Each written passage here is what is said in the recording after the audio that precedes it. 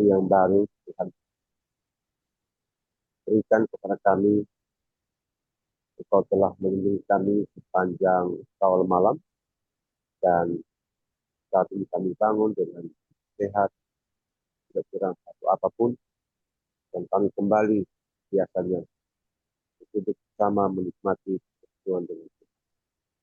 Terima kasih Bapa, kami akan membaca firman Tuhan yang mengawali kami dalam bulan ini dengan tema yang baru, bagaimana menikmati perlindungan Tuhan dalam masa-masa kesesakan. Kami berdoa kiranya Tuhan tolong kami untuk memahami kebenaran. Dalam nama Yesus Kristus kami berdoa menyerahkan waktu dan firman-Mu. Amin. Ya, shalom, selamat pagi. Iya, Ya, suara saya kedengaran ya. ada. Ya, karena saya di Riau ini ada di agak pinggir ya, jadi di agak harus cari tempat. Nah, saya tidak ada Riau, tidak ada apa namanya WiFi, jadi saya harus pakai data saya juga uh, mungkin sedikit, jadi mungkin habis habis renungan saya akan keluar karena apa apa namanya datanya agak kurang saya pakai dari alat. Baik, hari ini kita memulai uh, tema baru untuk bulan ini. Sepanjang bulan ini tema ini diangkat berkaitan dengan situasi dan kondisi dunia, khususnya Indonesia saat ini dalam keadaan yang tidak baik-baik saja. Ya, cuaca alam yang begitu uh, luar biasa yang tentunya akan mendatangkan rasa takut, rasa khawatir, dan sebagainya sebagai manusia. Ya. Nah, firman Tuhan dan renungan hari ini akan menolong kita untuk mengerti kehendak Tuhan yang sesungguhnya. Waktu itu tidak perlu takut karena Tuhan uh, menyertai kita. Baik, kita buka, kita tidak pakai PowerPoint karena kesibukan ini membuat saya uh, kurang waktu, tapi hanya renungan saja. Mari kita buka Mazmur 91, Mazmur 91 ayat 1 hingga ayat yang ke-16. Ya, baca dulu supaya dapat kesatuan pengertiannya. Mazmur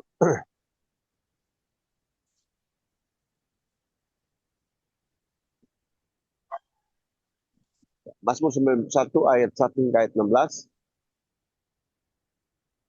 Demikian firman Tuhan, saya baca dulu. Dalam lindungan Allah, orang yang duduk dalam lindungan yang maha tinggi dan bermalam dalam naungan yang maha kuasa akan berkata kepada Tuhan, tempat perlindunganku dan kubu pertahananku, Allahku yang kupercayai. Sungguh dialah yang akan melepaskan engkau dari jerat perangkap burung, dari penyakit sampar yang busuk. Dengan tepatnya ia akan melindungi engkau. Di bawah sayapnya engkau akan berlindung. Kesetiaannya ialah perisai dan pagar tembok. Engkau tak usah takut terhadap kedahsyatan malam, terhadap panah yang terbang di waktu siang, terhadap penyakit sampar yang berjalan di dalam gelap, terhadap penyakit menular yang mengamuk di waktu petang. Walau 1.000 orang rebah di sisimu dan 10.000 di sebelah kanan, tetapi itu tidak akan menimpamu. Engkau hanya menontonnya dengan matamu sendiri dan melihat pembalasan terhadap orang-orang fasik. Sebab Tuhan ialah tempat perlindunganmu. Yang maha tinggi telah kau buat tempat perteduhanmu. Malapetaka tidak akan menimpa kamu dan tulah tidak akan mendekat kepada kemahmu. Sebab malaikat-malaikatnya akan diperintahkannya kepadamu untuk menjaga engkau di segala jalan. Mereka akan menatang engkau di atas tangannya, supaya kakimu jangan terantuk kepada batu. Singa dan ular kedung akan kau langkahi. Engkau akan menginjak anak singa dan ular naga. Sungguh hatinya melekat kepadaku, maka aku akan meluputkannya. Aku akan membentenginya, sebab ia mengenal namaku. Bila ia berseru kepadaku, aku akan menjawab.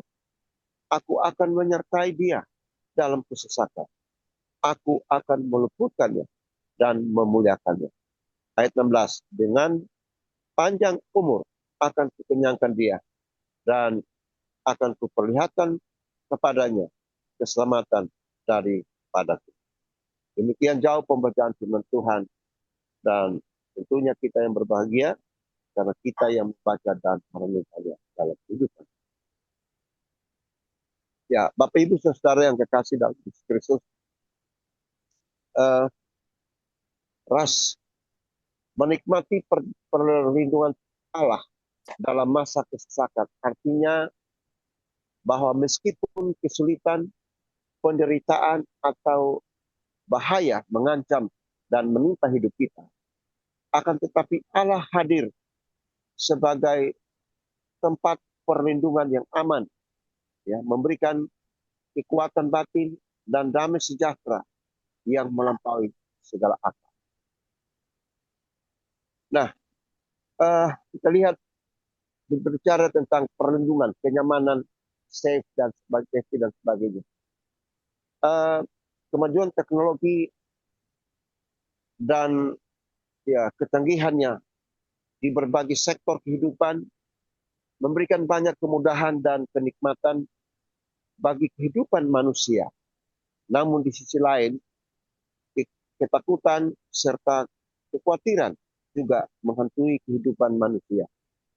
Karena kejahatan, sakit penyakit, bahaya kelaparan, dan lain sebagainya menjadi ancaman serius bagi kehidupan kita.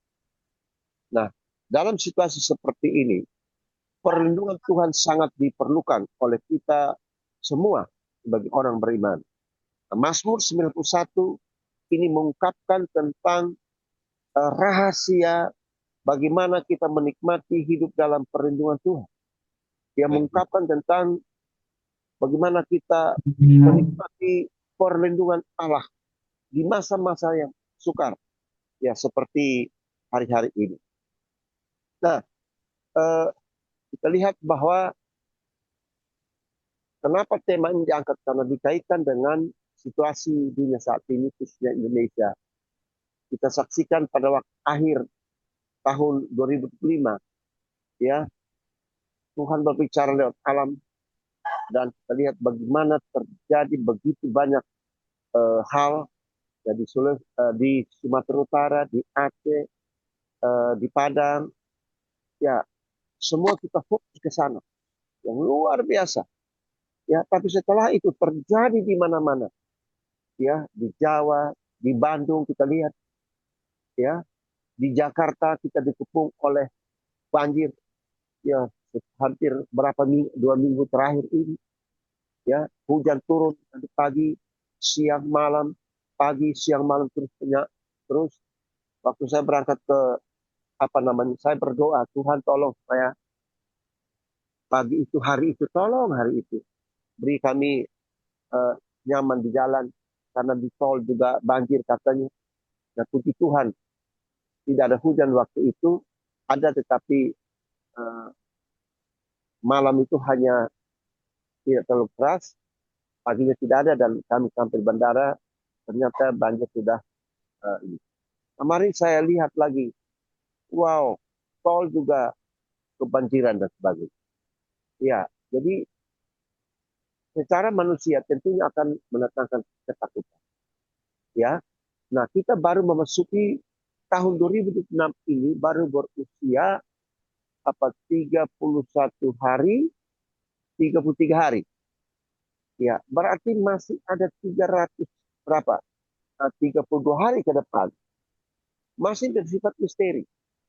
Dan saya yakin bahwa pasti masih banyak peristiwa-peristiwa yang terjadi, alam dan lain sebagainya, ancaman peperangan dunia ketiga, macam-macam, dan itu ini mengancam kehidupan. Ya, secara manusia kita akan mengalami ketakutan. Dan itu normal, karena apa? Ilmu psikologi berkata bahwa kalau kita takut, kita bimbang, kita khawatir, kita kecewa, itu normal sebagai manusia. Dan saya percaya kita semua di sini pasti takut. Ya, takut. Kalau tidak ada yang tidak takut lagi, itu mujizat. Itu hebat. Dan bahkan saya tidak percaya. Dan paling tidak rasa takut, rasa kecewa, rasa bimbang, itu pasti. Hanya menurut saya, apapun yang kita alami, jangan pernah putus asa. Ya, karena putus asa dengan kata lain adalah putus harapan.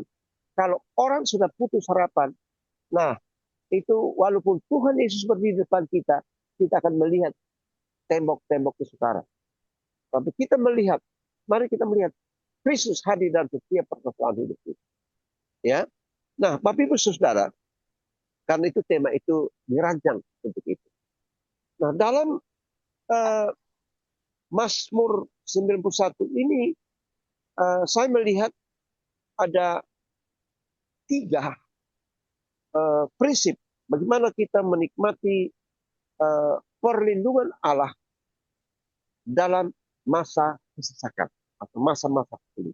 Yang pertama, kalau kita tadi sudah baca, kalau kita lihat dari ayat 1 sampai ayat 8, ya saya simpulkan itu menjadi outline pertama adalah prinsip pertama adalah karena kita menempati posisi yang tepat. Ya, kita menempati posisi yang tepat. Kata kuncinya adalah di ayat yang pertama. Ya, duduk dalam lindungan yang maha tinggi dan bermalam dalam naungan yang maha kuasa. Ya. Jadi posisi yang tepat, kita menempati posisi yang tepat adalah kita duduk dalam lindungan yang maha tinggi dan bermalam dalam naungan yang maha kuasa. Nah, Bapak Ibu Saudara, banyak orang hari-hari ini lebih memilih duduk-duduk di kafe, di tempat-tempat hiburan, ya, menikmati harta kekayaan sebagai jaminan, ya, ketenaran, kedudukan atau posisi yang punya pengaruh yang besar, karir sebagai tempat perlindungan yang aman dan nyaman. Tetapi ternyata tidak ada satupun yang memberikan kenyamanan dan ketenangan hidup. Ya,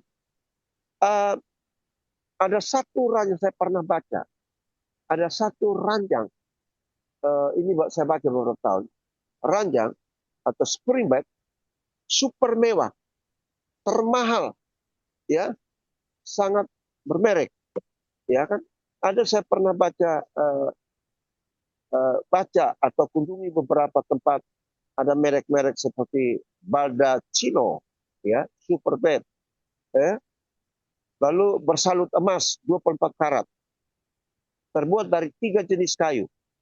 Ada nama kayunya as, heri, klasik, konopi, ya, seharga 6,3 juta US dollar atau sekitar 62,5 miliar.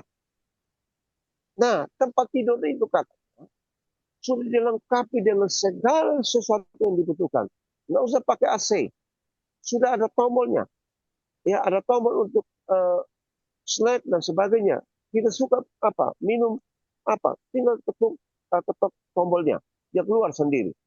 Ya, AC tidak usah, ada tombolnya, tinggal ketuk tombolnya, ruangan atau kamar itu jadi sejuk dan sebagainya.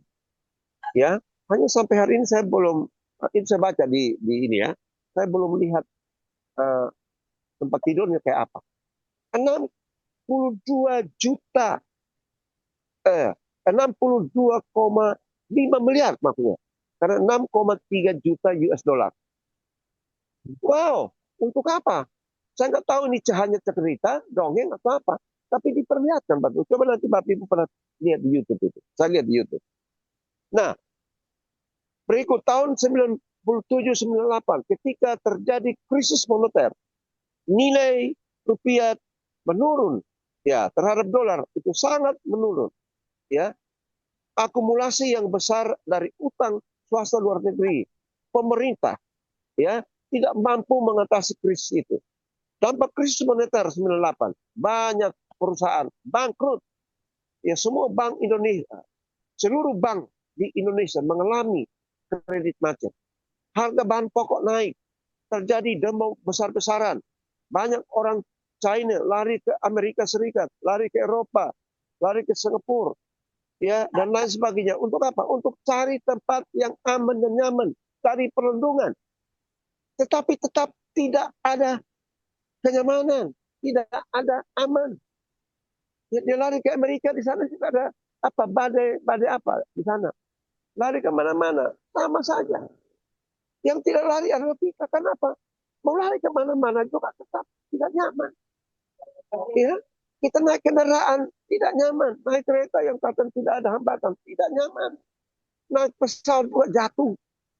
Ya, satu waktu ada seorang pengusaha mau lari ke uh, Singapura. Dia tanya pendetanya, Pak Pendeta, saya harus lari ke mana? Pendetanya bilang, kau tanya Tuhan mau lari ke mana? Ya kan? Tanya dulu Tuhan, tanya Tuhan dulu. Ya, kalau Tuhan bilang di Singapura aman ya lari saja ke sana.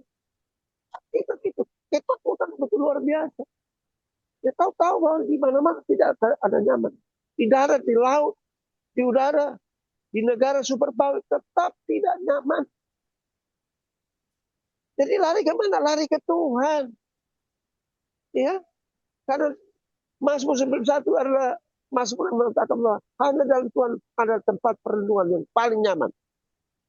Ya, jadi kita lihat posisi kita Bapak Ibu. Ya, prinsip pertama, kalau mau nyaman, lihat posisi kita. Duduk, ya, duduk dikatakan kata kuncinya. Ya, duduk, ya, dalam lindungan yang maha tinggi dan bermalam dalam naungan yang maha kuasa. Lihat posisi kita. Di mana ini gitu loh. Jadi larinya ke Tuhan. Jangan apa-apa kita lari ke orang pintar. Banyak orang gitu kan. Lari ke orang pintar, lari ke paranormal, lari ke mana-mana. Ya, saya bilang sama jemaat, jangan pernah lari ke orang paranormal. Bilang orang pintar.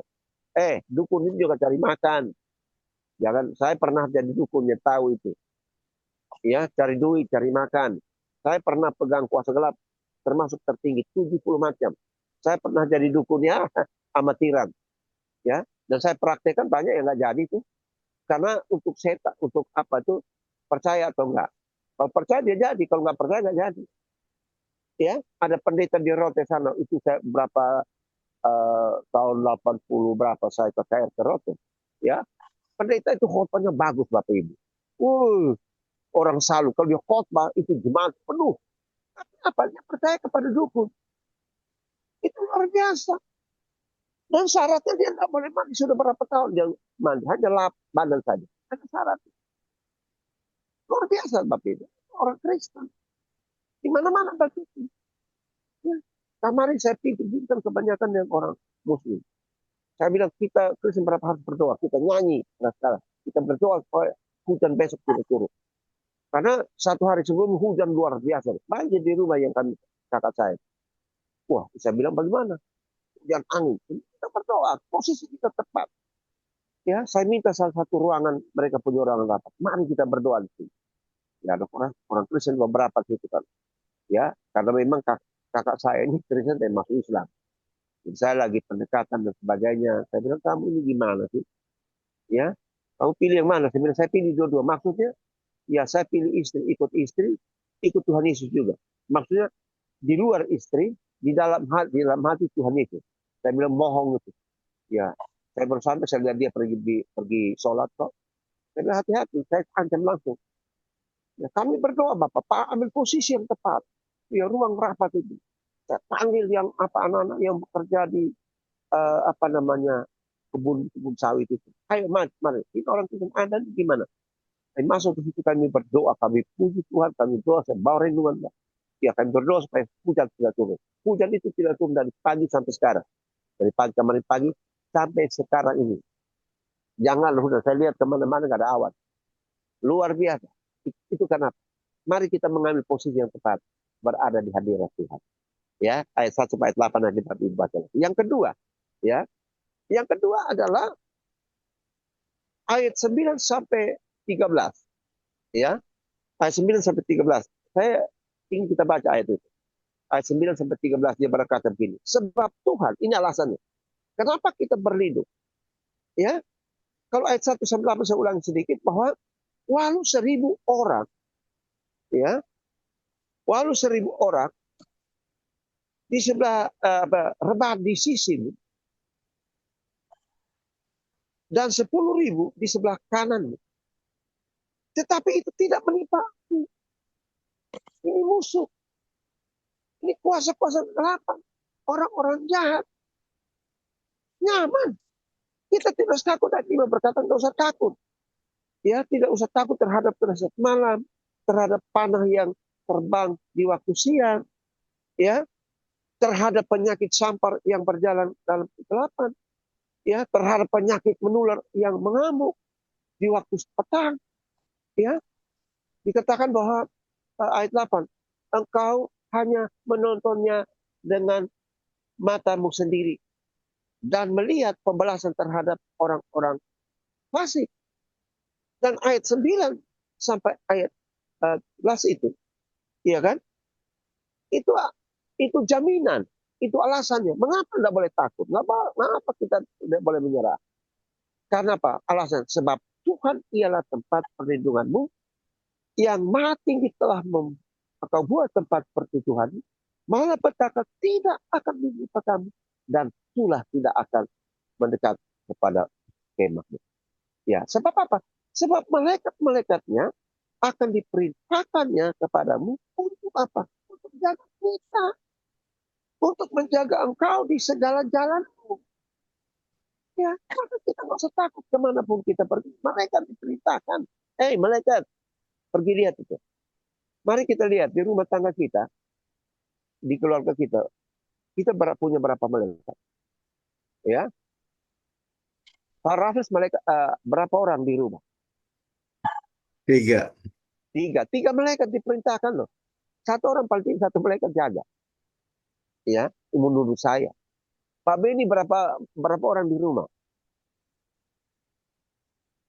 Halo Pak Beni. 4. Empat malaikat diperintahkan loh. Untuk ya dan semua. Pokoknya hitung aja. Amin.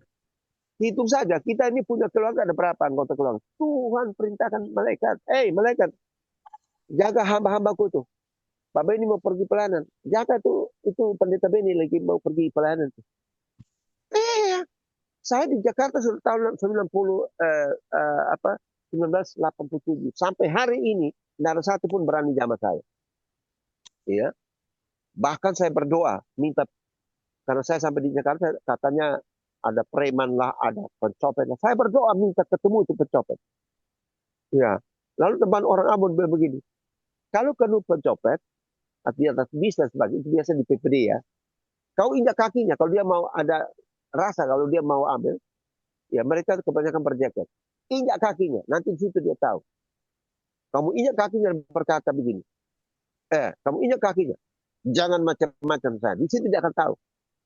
Ini kawan, kalau ketika injak kakinya, dia tahu ini kawan atau lawan.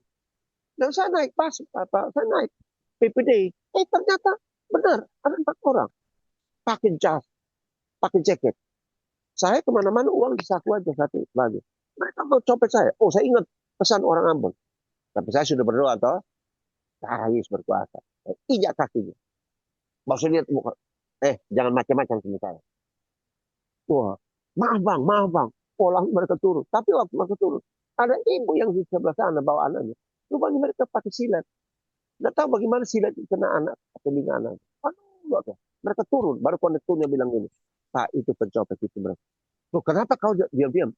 Takut, Pak. Nah, itu saya baru pertama kali ke Jakarta. Di Jogja waktu itu nggak ada kayak gitu-gitu. Di Kupang apalagi nggak ada kayak gitu-gitu. Nggak ada tukang minta di Kupang itu di apa. Ini sampai di Jakarta banyak kejahatan. Lalu saya kemana-mana, mereka selalu bilang, Pak, Bapak hati-hati. Saya bilang hati saya yang satu. hati-hati di Pulau Gadung. Nah, Pulau Gadung kan pusatnya. Hati-hati di Melayu, hati-hati di Grogol. Saya bilang hati saya hanya satu, ya. Dan sampai hari ini tidak ada yang berani jamah saya, karena Tuhan jaga saya, karena malaikat-malaikat Tuhan uh, melindungi saya. Ya, saya tinggal di tempat Petrus, ya, di Tangsi, apa namanya, tempat putih ke bawah ada di situ. Petrus penembakan misterius itu. Oh, tiap kali apa kami dengar, ini bunyi sana, bunyi sana. Ya, itu ada penembakan misterius itu, penjahat itu. Tapi kami aman. Tuhan lindungi Bapak ini. Ya, pada waktu apa namanya COVID, ya, rumah saya di tengah jasa tembok kita, kiri kanan satu orang Kristen, sebelahnya orang Islam. COVID yang apa tuh, yang jahat itu. Sebelah kena dibawa ke Wisma Atlet. Nah, kalau sudah sampai di Wisma Atlet, itu berarti apa? Dia pulang atau tidak? Wah, secara manusia kami ketakutan. Ya, waduh, ini bisa kena ini bagaimana? Kita 6 orang. Ya, rumah kecil begini kalau 6 orang kena bagaimana? Tidak lama kemudian tetangga sebelah lagi kena, Bapak Ibu. Dibawa lagi ke Wisma Atlet. Ketakutan makin Bapak. Secara manusia. Tapi saya bilang, boleh takut, tapi jangan berlebihan ya. Ya, baru saya ingat ayat ini. Malaikat ada di situ. Jadi, COVID itu lompat, Pak. Lompat di rumah samping saya ke rumah sebelah. COVID pun tahu ini rumah hamba Tuhan, ini rumah pendeta. Ya, nggak boleh macam-macam. Saya teringat di waktu pembahasan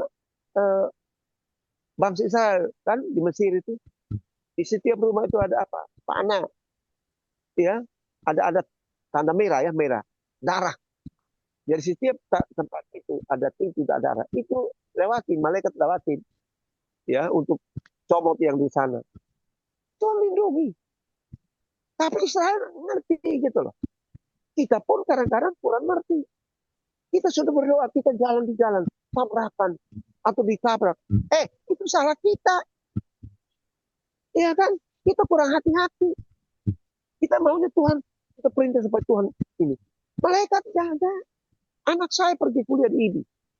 Selama ini tidak pernah terjadi apa-apa. Dia ikut temannya di mobilnya.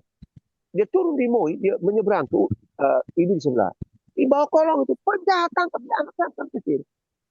Penjahat itu dekat dia, tekan dia, serahkan duit, serahkan HP, serahkan segala-galanya. Nah, kalau enggak, begitu dikasih dompet ke sana, dia lihat tuh, iya, kami enggak cukup, kami ada 3 orang. Kamu bawa senjata? Oh enggak, awas kalau enggak saya bunuh kamu sini. Padahal sudah berdoa, tapi dia enggak pakai hikmat. Kenapa bawa lewat kolong jembatan itu? Ketemu penjahat itu. Dia pulang berkata begini, Papa, bukankah Papa bilang malaikat itu dalam Mazmur, malaikat bilang, malaikat jaga, mana malaikatnya? Waduh, saya juga pusing juga, jawab apa ya?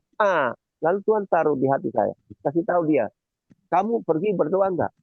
Saya tanya dia, kamu tadi pergi berdoa enggak? Iya Pak, benar, saya pergi karena terburu-buru enggak berdoa. Itu malaikat tegur kamu. Jadi jangan hanya tahu apa ini, tapi doa minta perlindungan. Ya, baru Tuhan perintahkan tuh malaikat kau untuk jaga kau. Ini jaminan loh, ini bukan pendeta kasih ngomong, ayat ini yang berbicara. Wow, iya kan, sebab malaikat-malaikatnya akan diperintahkannya kepadamu untuk menjaga engkau di segala tempat, di segala jalan. Mereka akan menatang engkau di atas tangannya, supaya kakimu jangan terantuk kepada batu. Waduh, hebat banget. Ya. Singa dan ular kedung akan kau langkahi. Engkau akan menginjak anak singa dan ular naga. Ini janji Tuhan. Dan itu bisa terjadi. Tapi jangan kita lihat singa itu takut duluan kan. Lihat kecoa di sini takut duluan. Lihat ular itu takut duluan. Iya. Itu sama. Kenapa orang Israel banyak mati di pagut ular? Ular padang pasir itu warnanya sama dengan pasir. Dia tidak terlalu panjang. warna sama. Nah, dia selalu bersembunyi di bawah, terkubur badannya di bawah pasir, lalu kepalanya yang di atas. Dan setiap orang Israel terlewat, kalau orang Israel yang bersungguh-sungguh, yang melawan Tuhan, ditakut mati. Tapi kalau mereka yang taat kepada Tuhan, puji Tuhan dan sebagainya, ya, dia kepala ularnya diinjak-injak, tidak apa-apa, ularnya diam-diam, bisa saja ularnya mati, ularnya sudah mati. Itu, ini janji Tuhan, ya, ini janji Tuhan ini. Iya, Bapak Ibu Saudara, jadi hal yang kedua yang saya mau sebutkan di sini ayat 9 sampai 13, ya, kita lihat karena apa? Kita mengakui Tuhan sebagai tempat perlindungan. Itu pengakuan tadi. Tadi kita bicara tentang posisi. Kenapa kita nyaman? Terlindung. Karena posisi kita jelas di dalam Tuhan. Ya kan? Nah, yang kedua adalah karena kita mengakui Tuhan sebagai tempat perlindungan. Ada pengakuan. Jadi rahasia kedua dalam menikmati hidup dalam perlindungan Tuhan adalah harus adanya pengakuan kepada Tuhan sebagai tempat pusat perlindungan kita. Ya, dalam ayat 9 dikatakan, sebab Tuhan ialah tempat perlindunganmu dan tempat perteduhan. Ya, ini merupakan alasan yang paling tepat, yang paling kuat, ya, dari tindakan Tuhan sebagai pelindung dan pelepas bagi kita umatnya dari perangkap jerat iblis, ya, sakit menular, melindungi kita dari apa? Melindungi kita dengan kepak sayapnya bagi burung Raja Wali ayat 4, ya, melenyapkan rasa takut kita terhadap kedahsyatan malam dan panah api yang bertebarangan. Ini saya kembali ke ayat yang awal lagi, ayat 5. Terhadap apa lagi? Penyakit sampar, ayat 6. Melepaskan kita dari kepungan musuh dalam jumlah besar, ayat 7. Ya, meluputkan kita dari malapetaka dan amukan singa, ya, serta ular kedung, ayat 10 sampai 13. Ayat 10 13. Karena apa? Karena malaikat itu diutus untuk mengawal kita, ayat 11. Ya, luar biasa. Ini harus ada pengakuan. Ya, kalau kita alami itu selari ke dukun, ada orang pintar lari ke kekayaan tidak membantu kita. Di absen berapa saya lupa. Ya, pada masa kesulitan sekarang harta tidak berfungsi. Ya,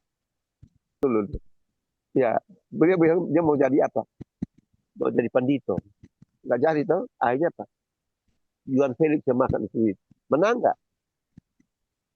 Karena harap ini ada di skip ya. Karena ini rekaman. Orang berharap kekayaannya. Bangkrut juga.